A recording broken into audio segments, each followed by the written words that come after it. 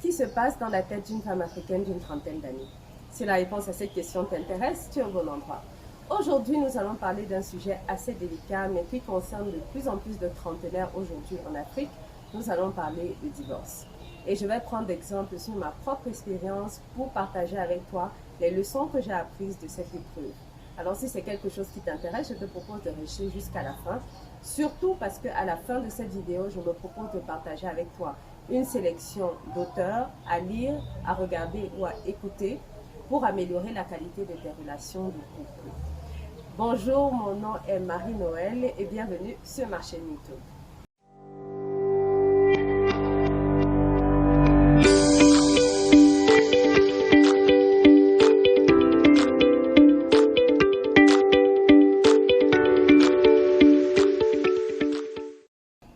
Alors, ceux d'entre vous qui me suivent déjà depuis un petit moment, que ce soit sur Instagram ou sur mon blog, connaissent déjà à peu près le contexte. Je me suis mariée relativement jeune, j'avais 23 ans. Aujourd'hui, j'en ai 32. Et malheureusement, au bout de 5 ans, je me suis séparée de mon ex-mari.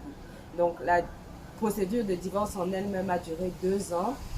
Mais ça fait déjà 4 ans aujourd'hui que je vis en célibataire. Alors, j'ai longuement documenté déjà les épreuves que j'ai traversées depuis lors sur mon blog. Donc, je vous invite à visiter mon blog et à lire certains de mes articles pour comprendre à peu près le contexte. Mais ce que je n'avais jamais fait jusqu'ici, c'était de partager les leçons que j'ai apprises de mon divorce et les leçons que j'ai apprises de l'épreuve que j'ai traversée à ce moment-là. Et j'ai décidé donc de le faire il y a quelques jours dans un article que j'ai publié sur mon blog. Alors, cet article a été publié à la suite d'une longue série de posts que j'ai fait sur tout le mois d'août sur mon Instagram et qui avait pour but de donner des conseils aux femmes sur comment se retrouver et se reconnecter à sa féminité. Donc, si c'est quelque chose qui t'intéresse, je te propose de visiter mon Instagram pour voir la série de publications que j'ai faites durant tout le mois d'août. Et donc, dans cet article en particulier, j'ai partagé donc ce que j'ai appris de cette épreuve et je me propose de faire en fait un follow-up de cet article ici en vidéo en partageant 3 des leçons que j'ai apprises au sujet des hommes, on va dire grâce à cette épreuve que j'ai traversée. Donc, ces leçons ne sont pas forcément flatteuses pour les hommes et elles ne sont pas non plus faciles à entendre forcément pour les femmes. Mais je pense que c'est quelque chose qui est très important de partager parce que ce que j'ai compris au bout du compte au sujet des relations hommes-femmes, c'est que les hommes ne comprennent pas les femmes et les femmes ne comprennent pas les hommes.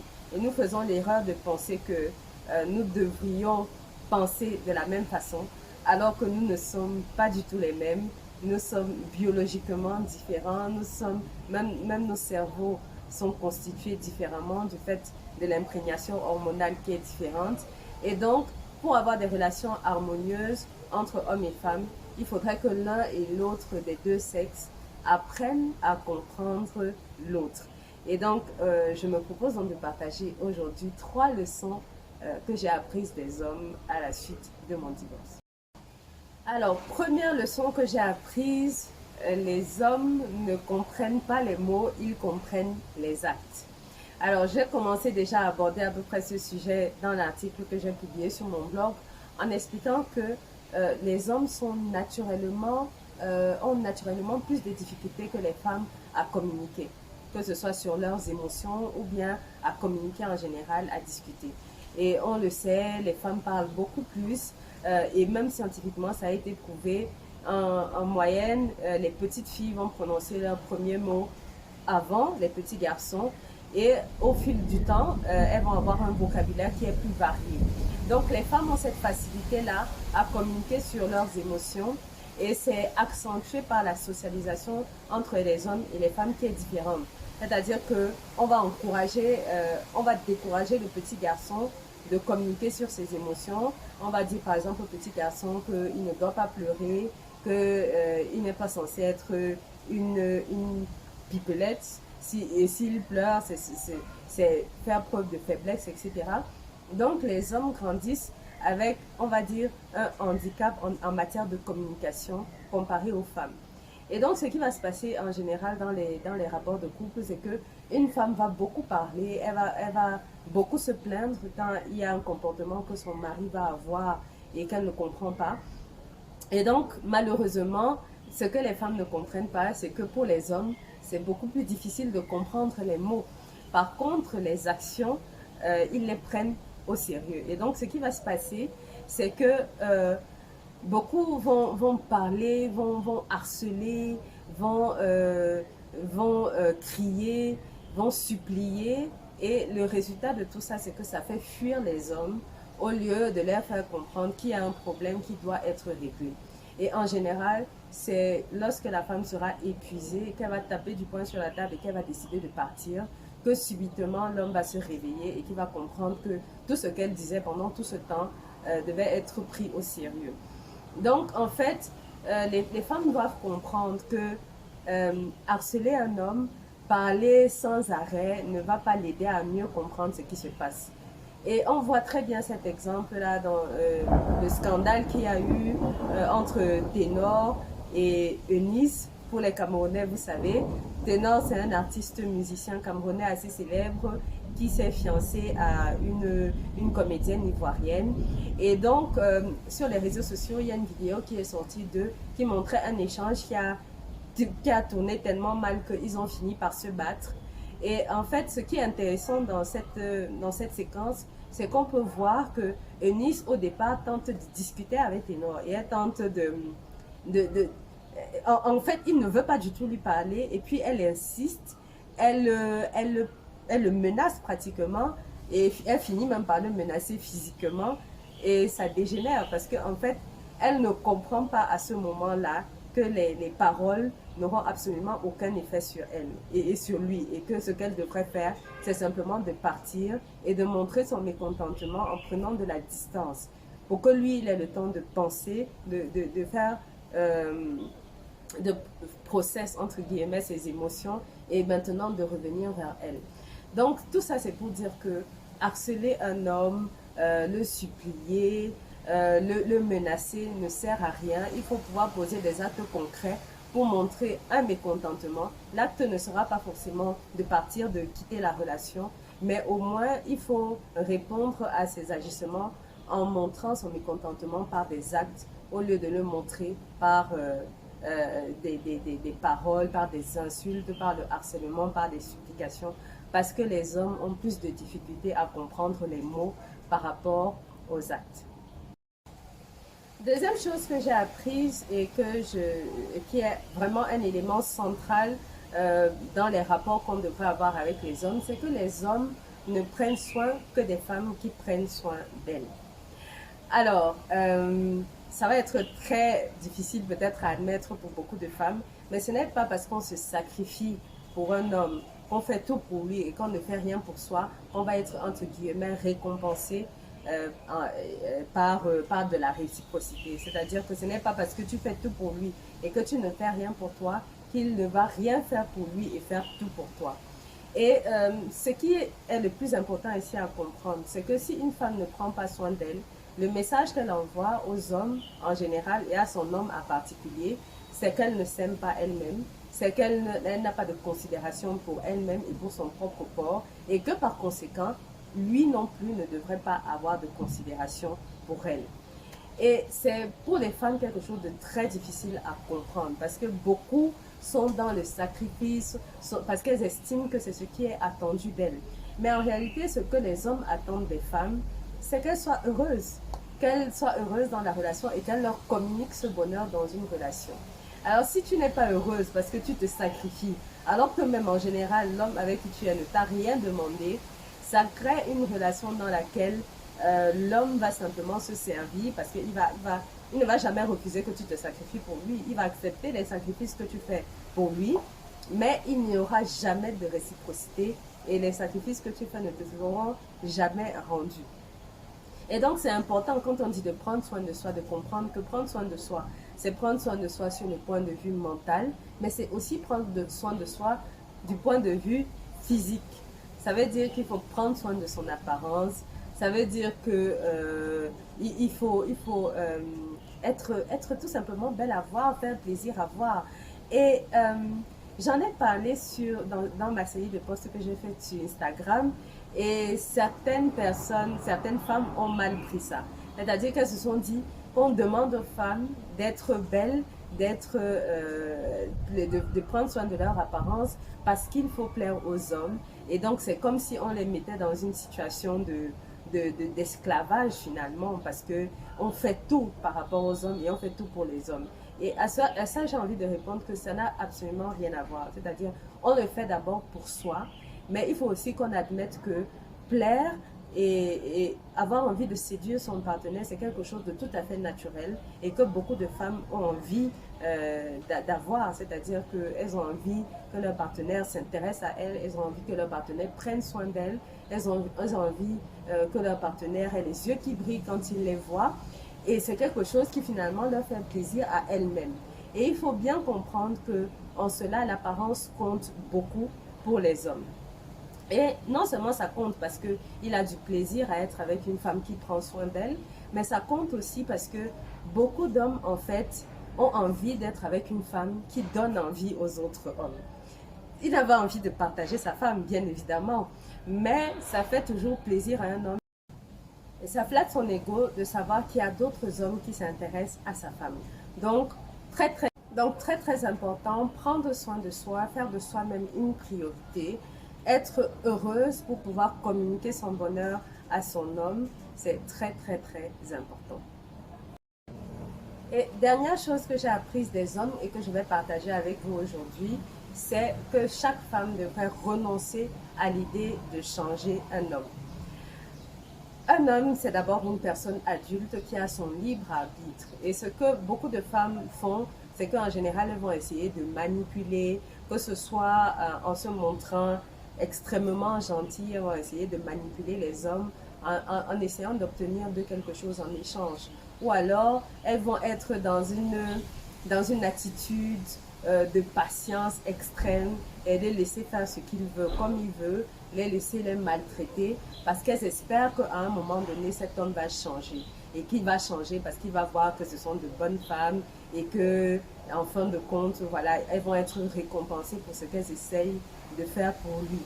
Et malheureusement, ça ne marche pas. On ne peut changer que quelqu'un qui veut réellement changer lui-même et qui veut changer parce qu'il a pris la décision de changer. Et ce qu'il faut bien comprendre, c'est que ce n'est pas seulement quelque chose qui concerne les hommes. En réalité, vous-même, là où vous êtes, vous avez forcément des défauts dont vous êtes bien conscient, mais que vous n'arrivez pas à changer. Tout simplement parce qu'en général, il est difficile de changer. Alors de penser qu'on peut changer une autre personne, alors que soi-même, on a du mal à changer, c'est complètement utopique et c'est ce qui détruit beaucoup de relations. Si quelqu'un vous maltraite, normalement, vous ne devriez pas accepter de maltraitance et vous devriez partir si la personne ne change pas. Et ce que beaucoup de femmes font, c'est qu'elles restent avec un homme, elles supportent et elles acceptent n'importe quoi. Et quand elles vont finir par se fatiguer et quand elles vont finir par partir, elles vont constater que cet homme va rencontrer une autre femme qui, elle, n'accepte pas ce comportement. Et à ce moment-là, ils vont changer. Donc, on ne peut pas forcer à changer un homme. La seule chose qu'on peut faire, c'est de mettre des limites claires à ce qu'on peut accepter ou à ce qu'on ne peut pas accepter. Et tout simplement, accepter aussi de partir lorsque on n'a pas ce qu'on attend d'une relation. Mais penser qu'on peut manipuler une personne, penser qu'on peut faire changer une personne adulte, c'est quelque chose de complètement utopique et qui peut ruiner complètement votre vie. Parce que vous allez passer des années et des années à attendre, à essayer de faire changer quelqu'un qui ne va jamais changer. Donc, renoncez à essayer de faire changer un homme, gagnez en temps et avancez avec votre vie. Parce qu'au final, votre vie ne dépend pas d'une autre personne. Votre vie ne dépend pas du fait que cet homme change ou ne change pas. Donc, prenez soin de vous, faites de vous-même une priorité et partez lorsqu'on ne vous donne pas ce que vous attendez de la relation. Et donc, ces 3 leçons-là, je les ai apprises non seulement du fait de mon divorce, du fait que ça n'avait pas marché dans cette relation-là et que j'ai dû faire une introspection à un moment donné, me poser et de comprendre qu'est-ce que j'avais fait, quelle était ma part de responsabilité dans cette séparation et qu'est-ce que j'avais fait que je pourrais améliorer pour l'avenir et pour ma prochaine relation. Mais ça vient aussi du fait que j'ai fait l'effort actif d'aller à la recherche de l'information. C'est-à-dire que je ne suis pas juste restée là à me lamenter, à aller raconter à mes amis que vraiment il m'a fait ceci, ça m'est pas, etc.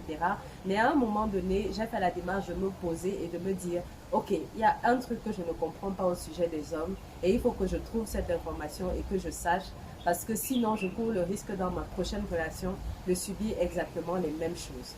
Alors, donc, comme je le disais dans l'article que j'ai écrit, que je vais vous mettre en barre d'infos, j'ai beaucoup regardé que ce soit des documentaires, j'ai écouté des podcasts, j'ai regardé des films, j'ai lu des livres qui m'ont aidé à mieux comprendre les hommes. Et donc, je vais partager avec vous quelques-uns des auteurs qui m'ont aidé. Alors, d'emblée, comme ça, là, il y a 5 noms qui m'ont vraiment marqué et que je vais partager avec vous aujourd'hui. Bon, le son est un peu mauvais aujourd'hui parce qu'il pleut, donc c'est un peu compliqué. Donc, je vais réécrire tous ces noms en barre de description pour que vous puissiez vous-même faire des recherches sur ces auteurs. Alors, le premier qui m'a vraiment aidé et qui est assez connu, c'est John Gray. John Gray, c'est celui qui a écrit le livre Les hommes viennent de Mars, les femmes viennent de Vénus. Donc, c'est un livre que beaucoup connaissent, mais que très peu finalement ont lu. Et pour ceux qui sont au Cameroun, je pense que ce livre est disponible à la FNAC de Douala. Mais c'est un livre qui montre et qui explique vraiment les différences fondamentales qu'il y a entre les hommes et les femmes et dans leur façon de penser et dans leur façon d'agir. Ce livre m'a vraiment beaucoup ouvert les yeux. Et non seulement j'ai lu le livre, mais j'ai également écouté beaucoup de podcasts que cet auteur a fait sur YouTube notamment. Malheureusement, beaucoup de ces références sont en anglais. Donc, pour ceux d'entre vous qui parlent anglais, ça va être très utile. Pour ceux d'entre vous qui ne parlent pas anglais, je vous invite à rechercher ces livres en français. En dehors de John Gray, il y a un autre auteur, Robert Greene, que j'aime également beaucoup. Robert Greene n'écrit pas en particulier sur la relation homme-femme, mais c'est un auteur qui a beaucoup écrit sur la nature humaine, la psychologie humaine. Et le lire m'a vraiment beaucoup aidé à mieux comprendre en fait des dynamiques des relations en général, que ce soit avec les femmes ou bien avec les hommes, mais ça peut être également très utile pour les femmes parce que nous on a une vision qui est un peu idéaliste et un peu naïve des relations entre les gens. Et on pense toujours que tout le monde est gentil, tout le monde est bienveillant, mais ce n'est pas du tout le cas. Et lire cet auteur, Robert Greene, m'a beaucoup aidé. Ensuite, il y a des youtubeurs qui m'ont également beaucoup aidé. Malheureusement, c'est pour des chaînes YouTube anglophones, mais je partage quand même avec vous. Il y a Stephen Speaks, qui est un noir américain qui partage également beaucoup sur les relations hommes-femmes. Et il y a Matthew Hussey, qui est un anglais et qui est un coach en relations amoureuses. Enfin, il y a vraiment un livre qui a été marquant pour moi, qui a vraiment servi de pivot et qui m'a amené à faire toutes ces autres recherches. C'est un livre qui s'appelle Why Nice Girls Always Finish Single. Donc, en fait, c'est un livre en anglais, mais en gros, il explique pourquoi les gentilles filles se retrouvent toujours seules et finissent toujours célibataires, tandis que celles qu'on considère comme des chouins, entre guillemets, finissent avec des hommes que beaucoup convoitent, et alors que voilà, elles n'ont pas forcément l'attitude qu'on attend et qu'on pense qu'une femme devrait avoir avec un homme. Et donc ce livre-là a vraiment marqué un tournant pour moi. Je vais vous mettre le titre exact en barre de description parce qu'il y a un gros mot dans le titre et je pense que YouTube ne va pas accepter que je prononce ce gros mot. Mais c'est un livre donc de Brian Knox et qui explique vraiment très en détail comment est-ce que dans notre manière d'agir parfois, en essayant d'être gentil, de faire tout ce qu'on croit qu'un homme attend de nous, on finit finalement par repousser les hommes, par les faire fuir et on se retrouve à la fin toute seule. Et donc, il reprend certains des conseils que j'ai partagés ici avec vous et je vous invite vraiment à rechercher ce livre et à le lire. Si vous pouvez le lire en anglais, tant mieux, sinon je vous propose de rechercher même sur Internet la version en français du livre. Donc, je vais m'arrêter là pour aujourd'hui. Si peut-être vous n'êtes pas d'accord avec certaines choses que j'ai partagées, n'hésitez pas à me le dire en commentaire. Si vous avez vécu des situations qui vous amènent justement à comprendre aujourd'hui les conseils que je donne, n'hésitez pas également à les partager en commentaire. Sinon, je vous donne rendez-vous la semaine prochaine pour une autre vidéo. D'ici là, je vous embrasse. Ciao.